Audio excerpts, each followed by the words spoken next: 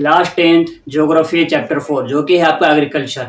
तो इसमें एक टॉपिक है आपका कि स्लैश एंड बर्न एग्रीकल्चर। आइए देखते हैं कि आखिर ये होता क्या है। तो जैसा कि आपको नाम से ही पता चल रहा होगा कि स्लैश जिसका मतलब होता है काटना छाटना और बर्न का मतलब होता है जलाना। तो इसमें बेसिकली होता क्या है कि जो फार्मर्स होते हैं वो क्या करते हैं कि बहुत सारे जो लैंड मास होते हैं वो वहाँ जो फॉरेस्ट या जंगल वगैरह जो भी होता है ना, बहुत सारे पेड़ पौधे होते हैं, घास फूस होते हैं, तो उन जंगलों को पेड़ पौधों को काट देते हैं पहले, ठीक है। काटने के बाद क्या करते हैं, उनको जला देते हैं, आग लगा देते हैं। आग लगाने के बाद क्या होता है, छोड़ दिया जाता है कुछ दिनों के लिए, और फिर जो वो जो राख होता है ना, वो राख मिट्टियों में मिलकर सॉइल्स में मिक्स हो जाते हैं, ठीक है। और मिक्स होने के बाद वो राख जो होता है ना, वो सॉइल की फर्टिलिटी को बढ़ा देता है, ठीक है। तो इससे क्या होता है, वो जो लैंड मास होता है ना, जो कि खेती के लिए लायक नहीं था, बट ये जो काटने छाटने के बाद और आग लगाने के बाद वो लैंड अब फर्टाइल हो गया, अब उस पे खेती फार्मिंग की जा सकती है, ठीक है।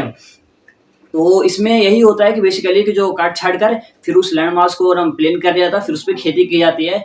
और फिर इसमें होता क्या है ना, इसमें स्लैश एंड बर्न एग्रीकल्चर में, कि एक सीजन में एक ही बार उस लैंड मास पे खेती होती है, फिर अगले सीजन में क्या करते हैं, आगे वाली जो लैंड होता है जहाँ काट छाट नहीं हुआ था उसको काटते हैं, फिर वहाँ फार्मिंग करते हैं, और जो प्रीवियस ईयर जिसमें काट छाट खेती किए थे उसको छोड़ देते हैं फिर से फर्टाइल होने के लिए। तो इसमें ये मतलब ये होता रहता है, कंटिन्यू होता, घूमता रहता है, आगे बढ़ते हैं फिर घूमकर उसी लैंड मास पाते हैं, और ऐसा ये एक साइकिल चलता रहता है। तो आइए अब देखते हैं कि जो ये स्लैश एंड बर्न एग्रीकल्चर है, इसको इंडिया के और वर्ल्ड के डिफरेंट पार्ट्स में डिफरेंट नेम से जाने जाते हैं।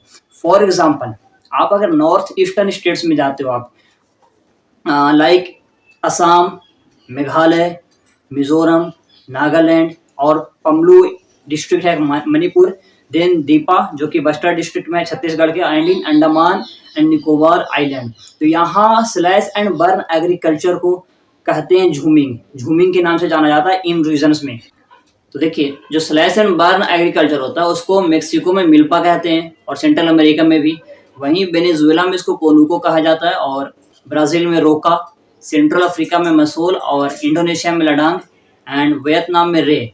इन India this primitive form of cultivation is called Bewar और दहिया इन मध्य प्रदेश, पोडू और पेंडा इन आंध्र प्रदेश, पामाडाबी और कोमान और ब्रिंगा इन ओडिशा, कुमारी इन वेस्टर्न घाट्स, बालरे और वाल्ट्रे इन south eastern Rajasthan, hill in the Himalayan belt, Kuruba in Jharkhand, and jhuming in north eastern region.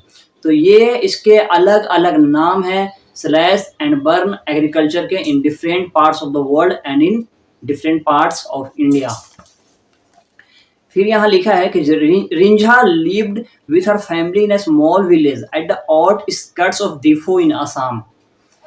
Diphu एक एरिया है असम में, तो वहाँ रिंझा रहती है, ठीक है, अपने फैमिली के साथ। She enjoys watching her family members clearing, slicing and burning a patch of land for cultivation. तो वो मतलब देखते हुए उनके जो घर वाले उसके फैमिली मेंबर्स हैं वो स्लाइस एंड बर्न जो एग्रीकल्चर होता है उसको प्रैक्टिस करते हैं, तो वो उसको देखकर बहुत अच्छा लगता है ये रिंझा को। She often helps them in irrigating the fields with water running through a bamboo canal from the nearby spring। और वो जो इरिगेशन में भी हेल्प करती है अपने फैमिली मेंबर्स को, ये जो फार्मिंग में। She loves the surroundings and wants to stay here as long as she can, but this little girl has no idea about the declining fertility of the soil and her family's search for fresh a patch of land in the next season।